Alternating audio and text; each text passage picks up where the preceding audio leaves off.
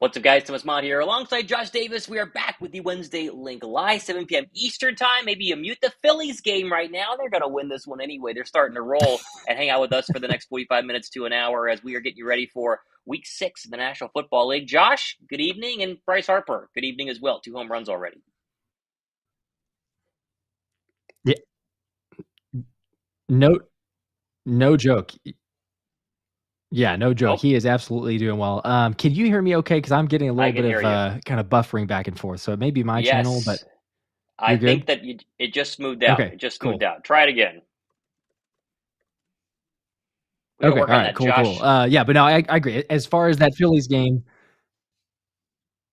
can Ooh, you we get got some okay, serious I'm really buffer. delayed. I'm gonna come back because we're having technical Okay. difficulties again. All So right. I'm gonna Go ahead. All right, just me for change a it in. second. Yep. Let Josh go ahead and load back in here. He's going to leave and then go ahead and come back. Technical difficulties do happen. Welcome you guys in. I am back for our Wednesday Link Live. I was not here last week. Surgery literally a day ago on Wednesday of this past week. And so we're now over a week in and still can't sit. We're kneeling for this one. So we're going to see how long we can kneel. But welcome in a bunch of people here who are, of course, joining us right now. Appreciate you guys. Josh is going to be here any second as he's having a little bit of internet difficulties, but should be back very, very soon. Interesting topics this evening. We need to get into the Eagles linebacker situation. I did not think that Nakobe Dean coming back was going to be as polarizing as it's been. There's a very, very two-sided argument of you got to play Nakobe Dean immediately and don't touch Nicholas Morrow and Zach Cunningham. They need to stay as is. It's going to be very, very interesting to see what Josh thinks about that. I'm on the opinion that, listen, Kobe Dean was the winner of the entire linebacker battle during training camp. They didn't have a linebacker one. Kobe Dean earned linebacker one. Now it's going to be very, very interesting to see what they're going to do bringing him back after Morrow and Zach Cunningham have been absolutely fantastic. Love your guys' thoughts down below. Let's try and get Josh back in here as he should be back. That looks better. What's up, Josh? Hopefully. Okay. What's up? Yeah, we're Okay. having some technical difficulties before. There's some storms in the area in DFW, so I feel like that's maybe what it is. I don't know. We tried to reboot it, so hopefully we're good. But yeah, great to be back on a Wednesday. Obviously, with you leading, I think you were talking a little bit about the reasons why we had canceled in the past. But always good to be able to talk on a Wednesday. Yeah, it's been fun. I was talking as we were waiting for you to come back in here, starting with the linebacker situation. I was telling people I'm surprised at how polarizing Dean coming back has been on at least Eagles Twitter. My comment section is full of people arguing between play Dean immediately, bench Nakobe Dean, you got to keep Zach Cunningham and Nicholas Morrow running. What do you do if Dean is ready to go? He did say today he's almost ready to go. Doesn't mean he's going to play on Sunday. Doesn't mean he's not. We'll see. What would you do right now if Dean says, I'm good to go? Who are your two starting linebackers? Yeah, I mean, I've got to start Dean, honestly. And I just threw a poll up there for anybody who wants to answer. Would you start Nakobe Dean, yes or no? I mean, personally, I would, because I guess there's a lot of ramifications that come from that, right? I mean, you drafted Nakobe Dean to be the guy. Now, of course, Mm-hmm. we've seen the linebackers have been phenomenal, especially Nicholas Morrow, because he's been, I don't know what the updated rankings are, but as of last week, he was the number 2 PFF graded linebacker in the league behind Roquan Smith. So, that speaks for itself. He's been phenomenal. But, it's like if Nakobe Dean is going to be your guy, it kind of tells him, right? I mean, that's speaking to him saying like, yeah, we don't really trust you, even though you got injured. We had really high hopes. Do Yeah. you move him in there for a potentially Zach Cunningham? I know the size difference and everything. You're possibly looking at like that, but I don't know. To me personally, I would say you got to go with Nakobe Dean. And also, too, I mean, a great point to bring up is you've got the Jets here, and there's never an easy win, never a for sure, but a seemingly more easy win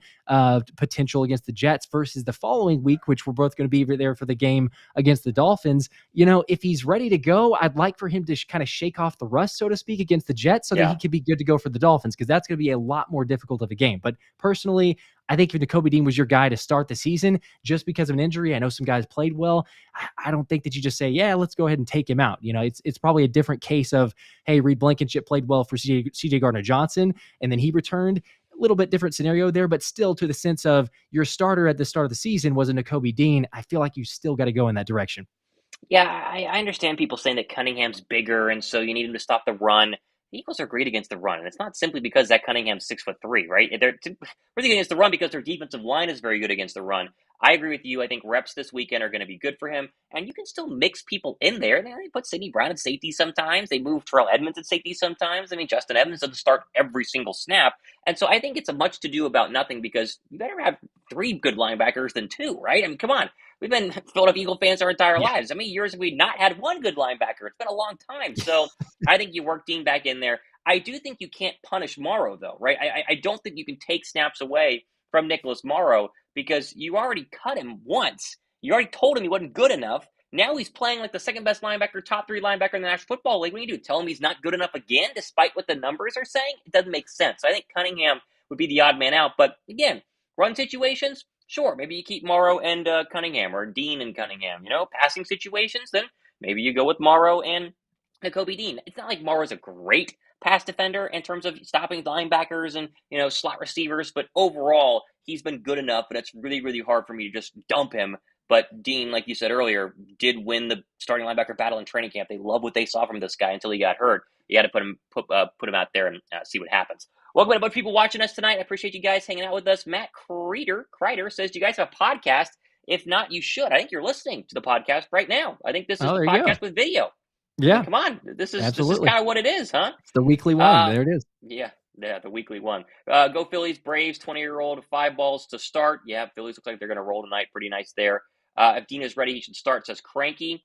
And Sean says we need to start Dean. He needs the reps. I would probably agree with that. I saw a comment earlier, Josh, that I think is interesting, at least bringing up here. And that is, of course, the trade deadline stuff, because as trade deadline gets closer and closer, every Eagle fan thinks the Eagles are going to make 4 moves for all the top stars who are going to be available. Jerry Jeudy's name has popped up big time today as being somebody that Denver is actively listening to trade offers. We heard that this offseason. Now we hear it again. Denver is going to start purging people. That seems all but assured. But trading for a wide receiver, I'm curious your thoughts on this. I'm out. Listen, Quez has not been great. You have Alonde Zaccheaus, though. What is a number 3 receiver going to do in terms of targets in this already target-heavy system to Devontae Smith and A.J. Brown? Why would you give up draft capital for a guy who you're barely going to use? It just doesn't make sense. If they aren't using Quez, they barely use Alonde Zaccheaus. Why are you trading for another receiver? I'm fully out on it. I agree. Yes, I'm 100% with you. There's too many mouths to feed as it is. Again, look at who may not be able to get the games. Sirianni's mentioned it in multiple press conferences. Brian Johnson is. I feel like this is just the constant theme that we talk about, certainly with the receiving game, because you're not going to have. It's almost impossible where if you have a Dallas Goedert, if you have Devontae Smith, if you have AJ Brown, that all the players are going to be happy. Now, are they going to voice their frustrations? Not all the time, depending who we're talking about, but some of them might. They might actually say something. So there's already enough with not enough to go around in terms of that air attack. That it would be great, like in terms of video game numbers, playing Madden. Sure, it'd be awesome to have a third, excellent receiver to add to that mix. But realistically, the way this offense runs, and then you also mentioned DeAndre Swift, who, quite honestly, I'm not sure that we've seen enough of him in the passing game. We started to see a little bit more, but as you implement that too, I just don't think that there's enough to go around. So I'm out on it as well. You talk about there is some draft capital, how we can do some creative things with the cap, in terms of try to move it down for, years down the line, something like that. So it's a possibility. But if it's me and we're trying to make an acquisition, I mean, why waste it? It's not really, I guess, a full waste, but it feels like somewhat of a waste when you could spend it towards the defensive side. I know you did a show about it, kind of talking about Justin Simmons and other players. You mentioned the Broncos and being open to essentially trading or, possibly looking at trading anyone except for Patrick Surtain as the report. I think that makes a lot of sense. So I'm in favor of, if you're going to go make an acquisition, it's got to be a defensive player. But then I guess that brings up a question I have for you. Is Justin Simmons, or I guess take a look across the league, is there a main target? And probably I should preface it by saying a realistic target across the league that you're saying this is a potential ad for the Eagles to make. Yeah, Simmons' names pops up. We talked about Budda Baker for the past 9 months, and yet nothing happened with that. I know that you talked about Jeremy Chin. Safety makes sense, but my question really is right now, is Philadelphia losing because of their safeties? Well, they haven't lost, okay. Are they getting ripped because their safeties are playing bad? The answer to me is really no. Obviously, the Blankenship's been very good. Justin Evans was injured, comes back, has a very good second half against the LA Rams. Philadelphia's main struggle has been the nickel cornerback slot, and there aren't a lot of nickels to go around right now. Nickel cornerbacks they're this niche thing, right? Because a lot of people don't want to be nickel cornerbacks because most of them aren't paid heavily. You want to be an outside cornerback, so you train your entire life to be an outside guy. There are certain specialists like Avonte Maddox who are undersized who eventually have to, do it just by default. But there aren't a giant bevy of nickel cornerbacks just waiting on the trade market. And so I think Philadelphia's main issue has been nickel. But Bradley Roby, we both talked about it in our post-game shows on Monday, and I think yours was Tuesday afternoon. Roby was great in coverage. He was 2 for 4 when targeted, a 46 quarterback rating. If he keeps that sort of thing up, you're fine. And so Simmons is a luxury. He's someone that you would, go ahead and trade for if you could afford to in terms of the Denver Broncos not asking for much. But my guess is Denver's going to fire sale in order to get big-time draft picks. Like, they're going to do a full reset with everybody but Russell Wilson and Patrick Surtain because Surtain's untradeable and no one wants Russell Wilson's contract. And so, to me, Right. if you could get Simmons for a 4th or a 5th, you do it. But if Simmons is costing a second-round draft pick, you have to really, really love the scheme fit and trust he makes you infinitely better than a Justin Evans because right now Evans has been just fine. Yeah, I agree. And also you talk about, I mean, we're hopefully going to see Sidney Brown because we mentioned the Eagles released the official injury report. It was a limited practice for Sidney dealing with a hamstring injury. So, curious if we're actually going to see him play. But in very limited action, I think we've been pleased, right? I mean, the breakup that he had on Mike Evans in the end zone, which, caused the injury there, but he did phenomenal to recover.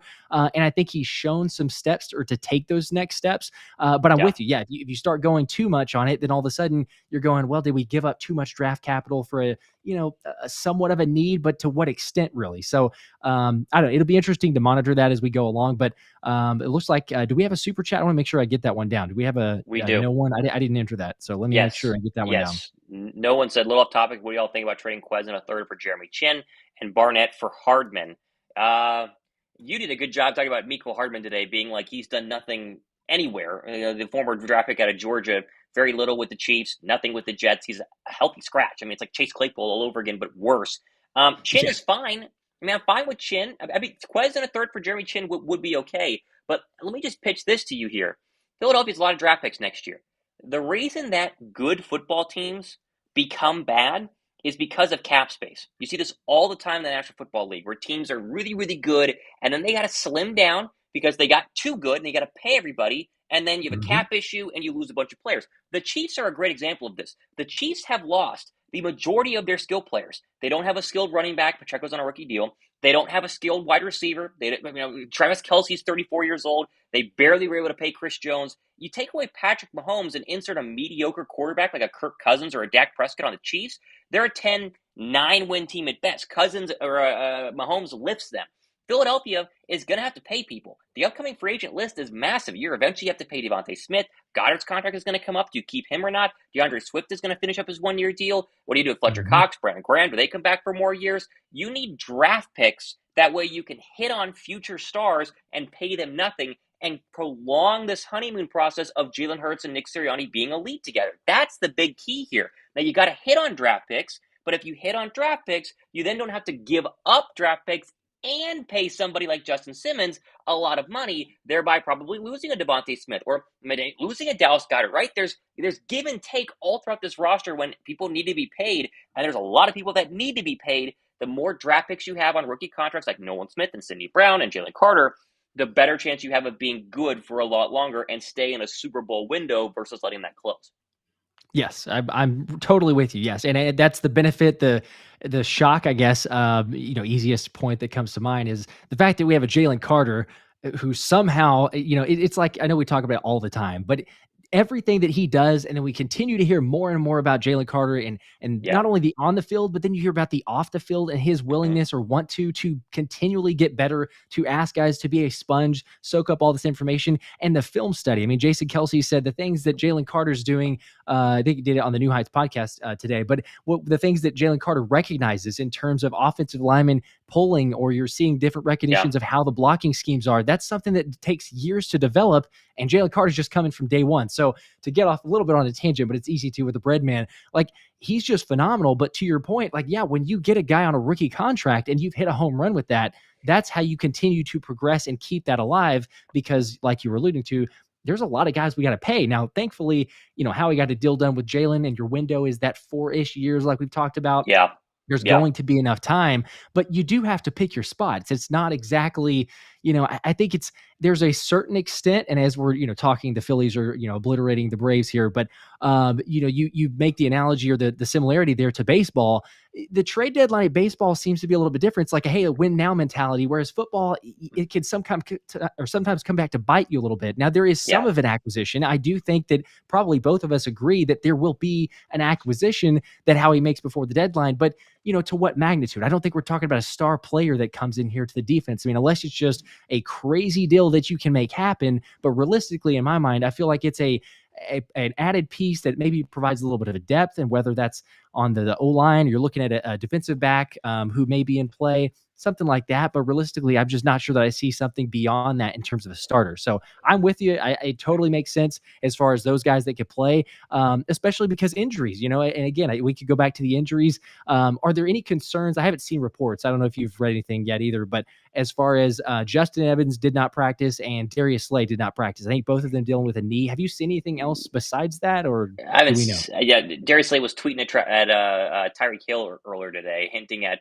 the possible matchup that we're going to be at basically a week and a half from now, coming up Yeah. 2 Sundays from today. I think he's going to be fine. I think it's just the old body, a little bit of soreness, a little bit of a tweak probably from the game on Sunday when he was running all over the field trying to guard Cooper Kupp and did a great job in the second half. I have no issues there. Fletcher Cox returned to practice today. He was limited, so was Sidney Brown. I expect everybody to basically be good to go. And the Jets are a team that they're interesting, and we won't go full Jet preview. I mean, we're not going to get crazy here, but the Jets Yeah. are a football team that if you sleepwalk through the first half, you could wake up in a nightmare and be really, really scared of what you've seen, right? Because this is what the Chiefs did. The Chiefs went into Arrowhead. Yeah. Travis Kelce, Taylor Swift was the headline. They're going to obliterate, Zack Wilson and the horrible Hmm. Jets, and they woke up in the fourth quarter and they were a couple of plays away from losing, right? And the Jets defense And is you could very legit. argue, some questionable calls in that game, Yes, but you're right. Yes. yes. But with the Jet defense being fantastic, like the Eagles need to make sure they're at full strength, not overlook this game because they're worried about Miami, dominate this game, get out of this game quickly, early, put it away, then start focusing on what's going to be maybe the game of the year, Sunday night against the Miami Dolphins 2 Sundays from now, which you and I are going to be at and be very excited to be there. So injury-wise, I think they're fine, but they cannot overlook a Jet defense that could be a strip sack away, a pick six away, and then maybe a Breece Hall game away from really, putting the Eagles on upset alert.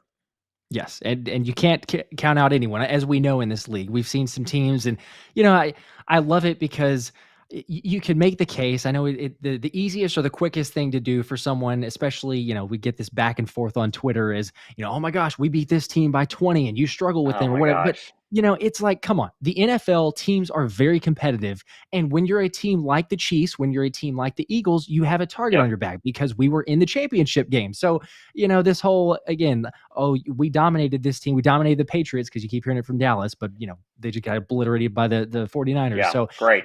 that's ridiculous. But I agree with you. You can't sleepwalk through any game. We saw it last year. You can name any season basically, but you saw it last year with the Commanders and the turnovers just being sloppy. So you want to be focused. I don't think that there's going to be a look ahead. And again, I think what you keep coming back to, you talked about Jason Kelce being upset multiple times, not only in the game, but just talking about the offense and the play calling with the red zone. There's that continual, I don't know, just not being satisfied. And I think that's a good place to live in. I Yeah. think that a lot of the team members have said that. You don't ever want to get satisfied. It's a journey. Jalen has said that continually, and that's good. So we're sitting here. I mean, the best case scenario, we're sitting here undefeated, 5-0. Yet there's still things that we can complain about, and maybe too much, as I've heard a lot in my Yeah. comment section, is why are we still complaining about this? Why is this? But the coordinators are themselves bringing it up now, and I think that's a good thing, because early on it was, well, it's early in the season, but now they're even recognizing it, saying, okay, we're 5 games in, and something does need to change. Like, there is a little bit of a weakness. Again, we're 5-0, but you're not going to win playoff games if that red zone inefficiency comes in. So I know we both have talked about it a little bit. I've heard your take as well, but is there a one size fits all, I guess I should say, or a one solution that you see in your mind to kind of fix, if you will? Again, I know we're 5-0, but just to fix or to help that red zone efficiency. Yeah, I'm torn between it being play calling and being play calling for the wrong personnel. I think both of us showed up the stat yesterday and today that they're targeting Kenny Gainwell too much. They're throwing to Quez Watkins more than Devontae Smith in the red zone. It feels like Johnson is not calling bad plays. He's calling bad plays to the wrong people, and he feels like if you start working on Dallas Goedert on a flag into the end zone or a stick nod like we saw in that first drive, or you start Mhm. targeting AJ Brown with back shoulder throws when you're getting around the 18-yard line, or you start running DeAndre Swift. It's like we got away from running Swift in the red zone, which is just nuts to me. This can be solved very easily, but you mentioned it.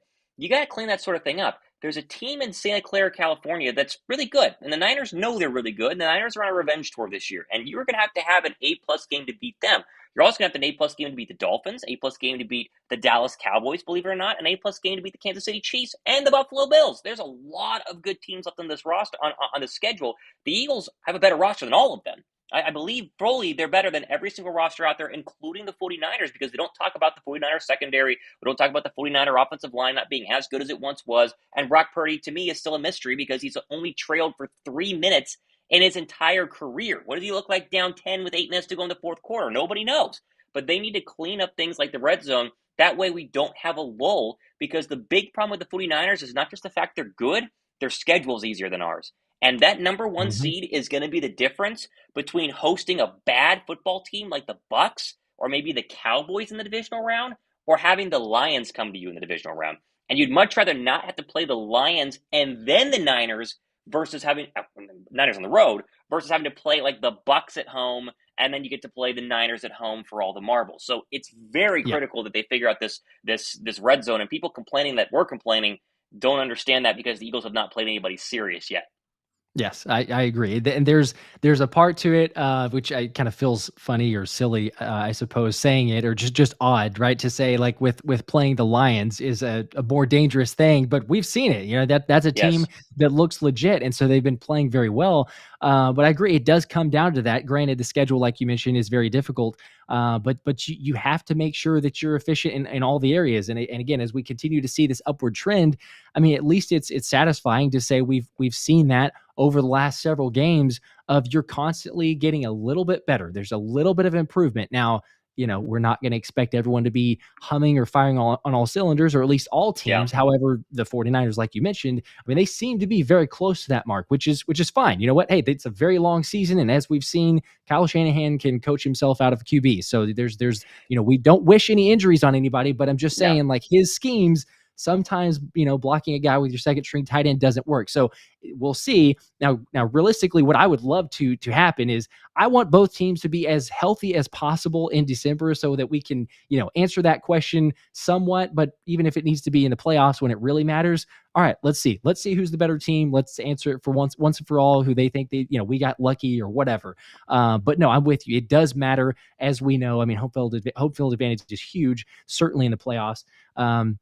I don't know. It just comes back to, can this team continue to grow? Can they continue to mature? Getting back to, I know we kind of opened the show, and for the title, those joining on the comments, make sure to hit the like button, by the way. If you haven't hit the like button, we can get the likes up. Make sure to help out the algorithm. But who should start at linebacker? I know that was the big question. We're seeing it kind of in the comments, things Yeah. about, is Morrow, is he a guy that's kind of fool's gold? Have we been duped, so to speak, or maybe not duped, but has he played way above what he's actually capable of? I know that we were kind of leaning towards the idea of, hey, Nakobe Dean, you drafted him for a reason. He started the Yeah. season. I mean, Morrow was cut. There's a comment here from DeShero here. It looks like it says Bears cutting Morrow had nothing to do with his skill. He was cap casualty. He was a top 10 off-ball linebacker. But then I've also seen another comment earlier that said Morrow isn't good, from T. Grant. Morrow isn't good. The Bears cut him. Eagles horrified preseason, cut him. Decent backup. That's it. Where do we fall with Nicholas Morrow? Where do you fall with him?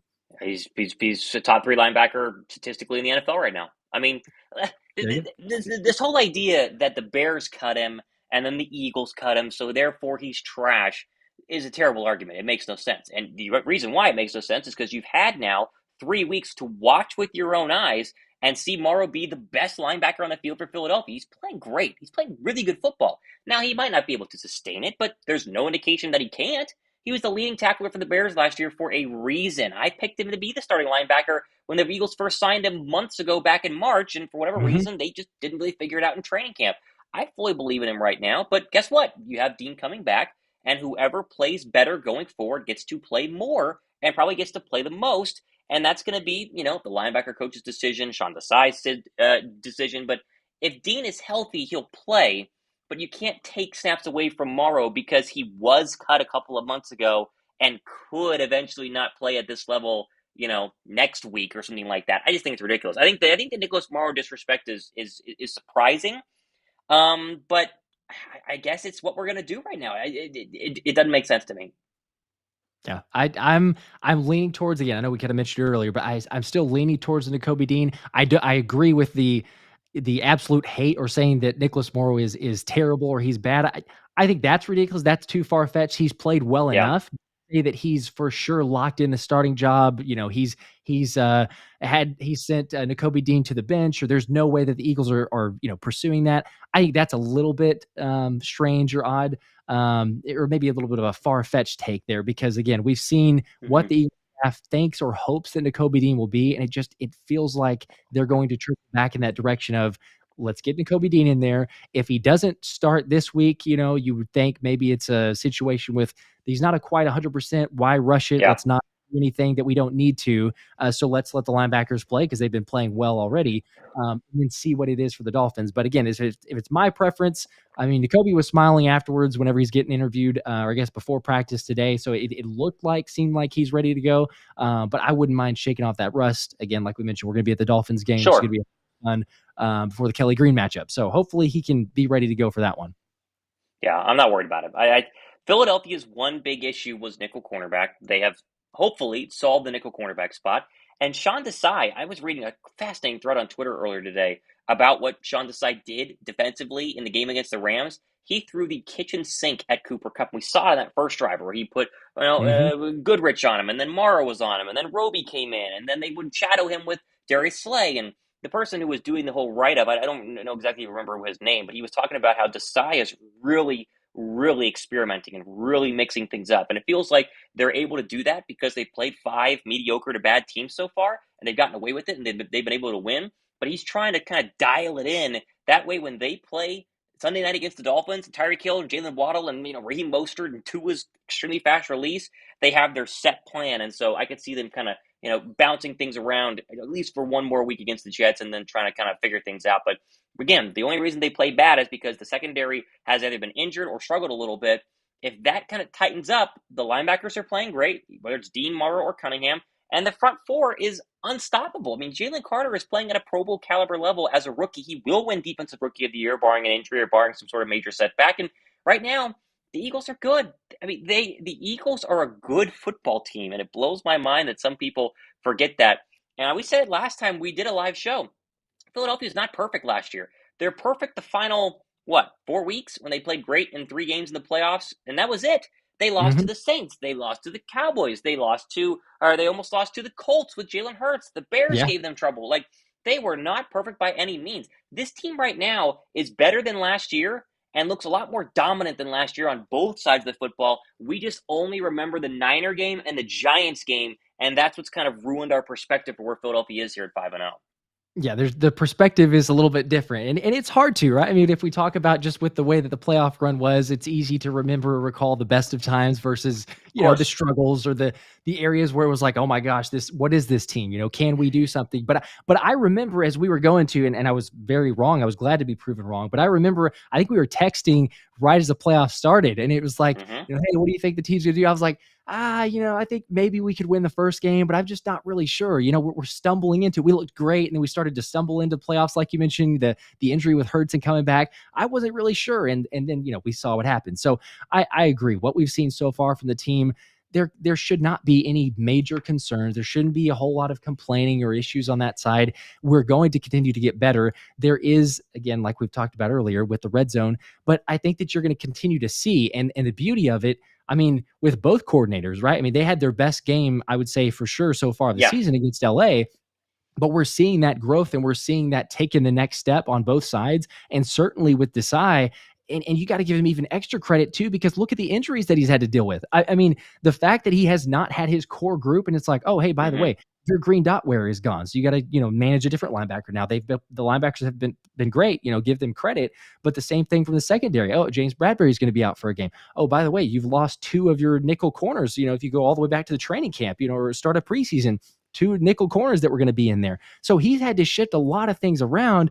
And then on top of that, you're saying the adjustments that he's made in game, we didn't see that last year. So that has led me to be, I mean, I thought he would be good. And I was saying it on several shows throughout the offseason of just kind of what we'd heard. And, he said all the right things, of course, in the press conferences. But I was like, this defense has the potential to be better. Now, numbers wise, sacks wise, I don't think any of us realistically thought that, it would be very difficult to repeat the sack numbers. But in terms of making the adjustments at halftime, I mean, he's far surpassed, I think, almost everyone's expectations. And it's been great. And we're just this early in the season. I mean, once this thing gets really rolling with him and Brian Johnson picking it up, it's incredibly dangerous. So we're in a great spot. For anyone who's worried or concerned, we're in a fantastic spot. D. DeSharo says Opeta beast mode helped also excited to see his ceiling. He was fantastic. I mean, incredible. Credit to Sua Opeta. They're just fine without Cam Jurgens. Remember when Tyler Steen was going to win this job, and Opeta and Jurgens has something to say about that. It's just hilarious that the offensive line did not miss a beat against Aaron Donald. Now, it's Aaron Donald and a bunch of guys you can't name. It's not the same, 2021 Rams who were great for rushing the passer, but credit to Sua Opeta.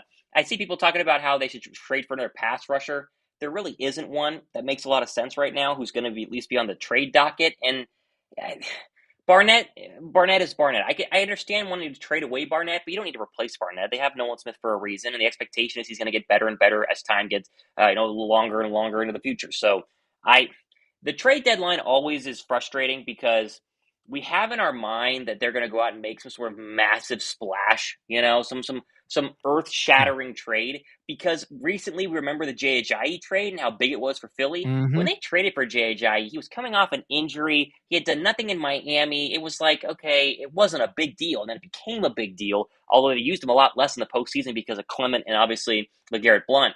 But the odds of getting a game-changing player by October 31st is very slim. Last year, they got that pass rusher, Robert Quinn. Remember, he had like double-digit sacks the year before, and he looked like a 59-year-old defensive end who could barely move. So I think people need to calm down on the trade deadline. Howie will sniff, but will he actually bite? I'd be very surprised if he did.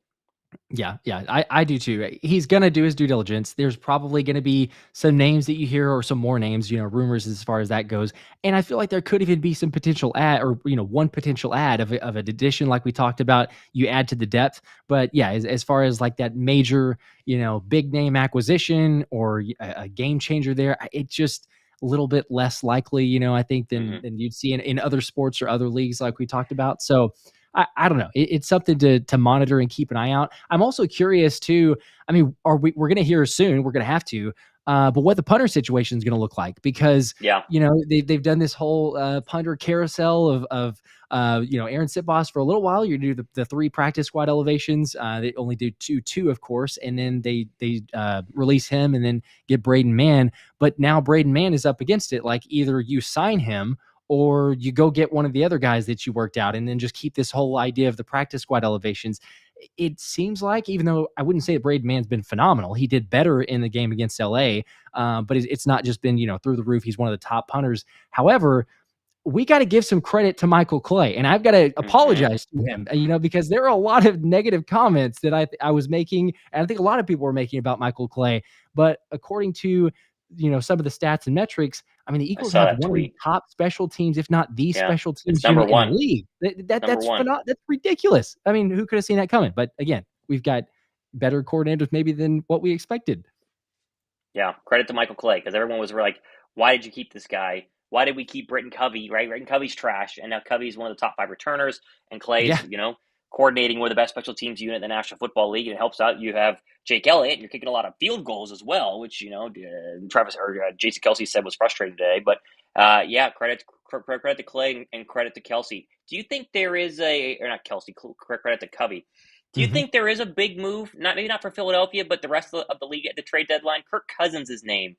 He was asked today if he'd waive his no-trade clause to be traded. They were working out Colt McCoy earlier this week. They're going to put Justin Jefferson on IR. Do you think something like that's going to happen?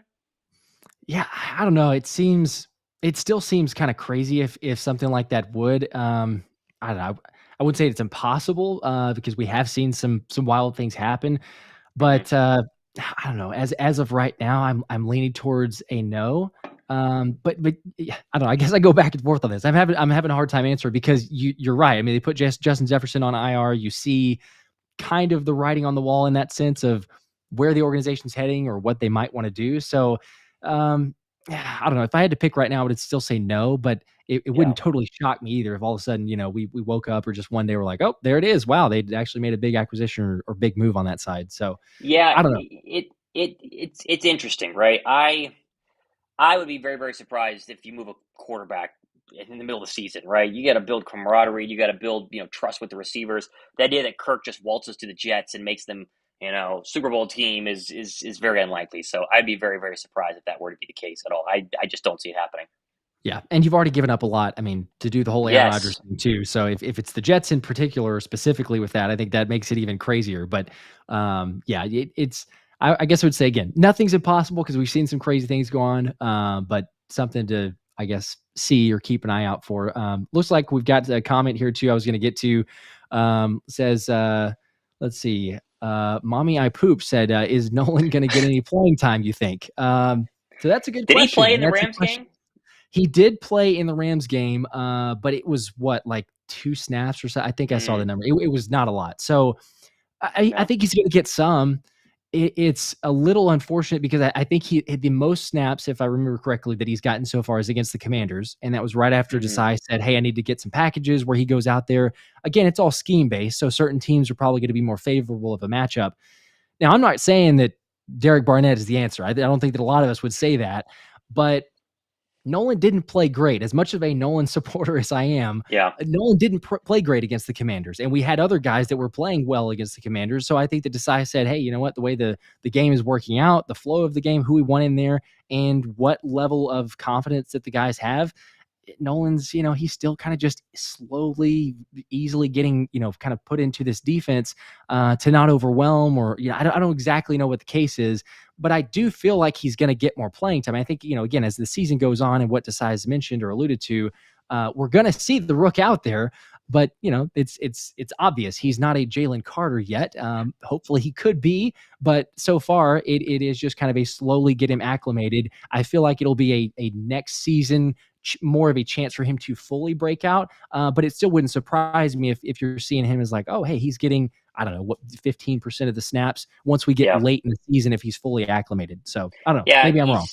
He's just not up to speed. He's not ready. It's a big change to go to the National Football League. Even when you're playing pass rusher at the SEC, you're still going against a lot of left tackles who are going to not play in the big leagues, right? They're going to have normal jobs like you and me. And so it's just been slow. And Barnett has the experience. He has the history. He's a little bit bigger. He at least gives you a higher chance of getting a sack. It comes down to sack win rate, right? How often do you win against tackles? How often do you get sacks with Reddick and Sweat being at the top? Then you start kind of withering down to Brandon Graham, and then you go to Derek Barnett, and then below that is Nolan Smith, and he's just not ready. And you're lucky that Carter is as good as he is because you would have 2 first-round draft picks that don't do much. At least your first-round draft pick is doing a lot.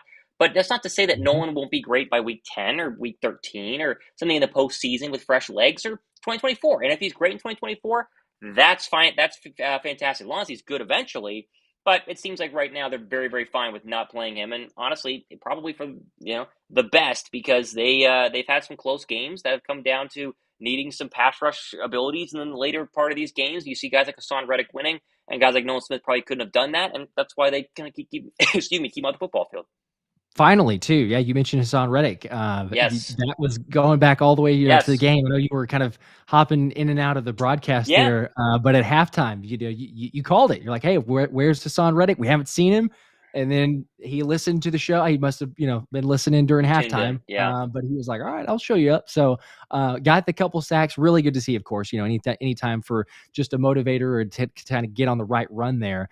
But I mean, man, Hassan Reddick now, you could make the case, it's 2 games since the thumb injury or the thumb cast being removed, I should say. 3 sacks, and he's going to go up against a backup now because the Jets starting right tackle in Vera Thomas or Vera Tucker. Yeah, Elijah Vera Tucker. Yes, is going to be out with the Achilles injury out for season. So, never a good matchup to begin with when you're taking on this Eagles D-line. But you mentioned Reddick.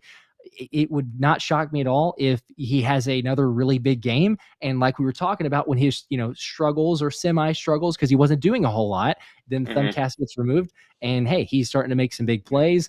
Josh Sweat, as Fran Duffy had shared, was to him the MVP, even though he didn't really show up on the stat sheet as far as the sack numbers. Fran Duffy said on the review on his all 22, if you saw that, was he's making plays all over the place. He's getting pressures. He's helping out with other D linemen who were able to get sacks and able to get the numbers there. So this could be a really positive game. I mean, Zack Wilson, I know, again, not to go fully Jets mode here, but Zack Wilson is going to give you opportunities. Let's just say that. He's going to either hold the ball too long, so you're going to get some sacks, or he's going to make really dumb decisions early, and you're going to get opportunities for picks. So if you can capitalize on that, I think we set up for a really good way. But curious, what do you expect to see from, I guess, the defense, but more specifically from the pass rush?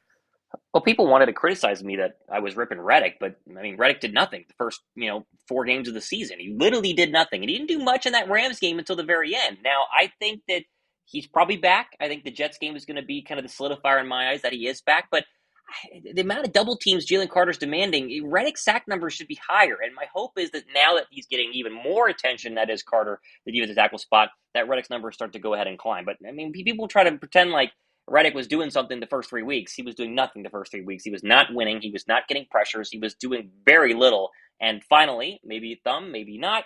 Who knows? Starting to figure things out. Credit to him. I obviously love Hassan Reddick and want him to be as great as possible. So good to have him back. And you're right about the Jets. I did an interview with a Jets guy today. I'm going to post it to my show tomorrow or Friday or whenever. And he was talking about how Zack Wilson's played better the past couple of weeks. He had that kind of miracle performance, the out-of-body experience against the Chiefs, and good for him. Yeah. Denver was better than or worse than people give him credit for, because people are saying that he was a lot better in the Denver game. He's still playing at a very low level. The Jets beat you if they force multiple turnovers where they can score or position their offense in the red zone, or if Breece Hall goes off. And Breece Hall was incredible against the Denver Broncos last week. Did they play Denver? Yeah, but Denver's one of the worst defenses historically ever. So you bottle up Breece Hall and you say, hey, Zach, beat me. And he does, then we can really start to panic about Philadelphia. But if Zack Wilson single-handedly beats you on Sunday, then we have real problems, and we're not winning a Super Bowl. It's very simple.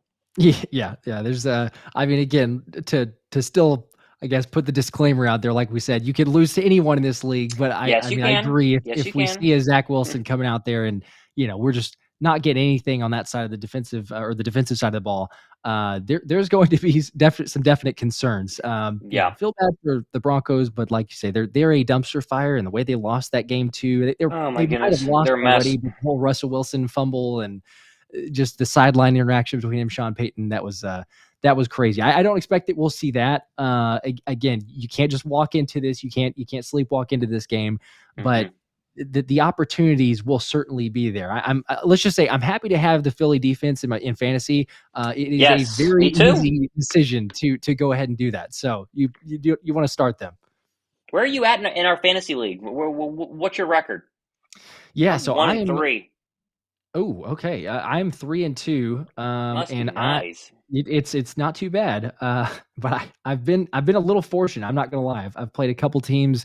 If we're looking at the points for category, I've not been the best performer, but you know what? Again, I'll take the wins. I feel somewhat, even though I'm not 5-0, but somewhat like the Eagles. There's a lot of potential at the group. We just haven't seen it so far. So hopefully you can turn it around though with the 1-3. I'm trying to. I've hit my stride in my other league. I made a trade for Jamar Chase, Raheem Mostert, Jared Goff, a big blockbuster trade. I gave away like 4 players to get them, and that was right when A-Chain goes down, and then right when Goff starts playing well, and then Jamar Chase's 3 touchdowns. So I started to kind of figure things out. So it is what it is.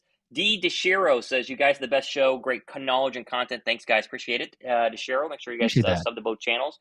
And we have plenty more stuff happening next couple of days and weeks as well. Let's go for a couple more minutes. I am kneeling this entire time, and obviously still can't sit from the surgery, and we are getting close to being at capacity. So we'll wrap it up here. Y'all have Swift on fantasy. I have Swift in our YouTube league. I don't have him in. I have Breece Hall in my personal league. Yep. I've got him. I'm trying to think, because I've got like 5 leagues. I think we talked about this before. You get in the issue or the problem of playing so many. It's hard to keep track for one that you're rooting against one player and versus or for the other one in a different league. So it kind of gets difficult. But I feel like I have like one league with at least one of each of the big name Eagles players. Like I've got Jalen Hurts in one league, I've got AJ in another, Devontae in another, Dallas Goedert, DeAndre Swift. So it's just kind of all spread out. So I guess it's a good thing because I can cheer for them. Thankfully, last week I think was the first week, if you believe it, that I didn't have an opposing player for the first 4 weeks of the Eagles schedule. Oddly enough, I had at least one opposing player, so that was never a good cheer for situation. But anyway, we're not doing too bad. Some leagues are good, other ones not so great, but we'll take it. There you go. Love to see that. You got a prediction for Sunday before we wrap things up? What's your score prediction? That's a good question. I really haven't gotten to dive into that yet. Yeah. But I'll give you a quick just fire from the hip. I always like to see what the official line is. I saw it earlier. Has it moved at all? It's I think it was like -7. Was it 7? I think it's stayed. Okay, I'm just checking to make sure. Yeah, still it looks like still 7. It seems like it's easy. It seems like it's easy money. Like you look at it and you go, okay, Eagles should win 7. I don't know. It wouldn't surprise me if this is one of those that the defense of the Jets kind of keeps them around or or kind of helps them stick around for a little bit longer. So I'll go with I'm gonna say it's lower scoring, and we'll go with the Eagles 23 and the Jets 17. I'll say something like that.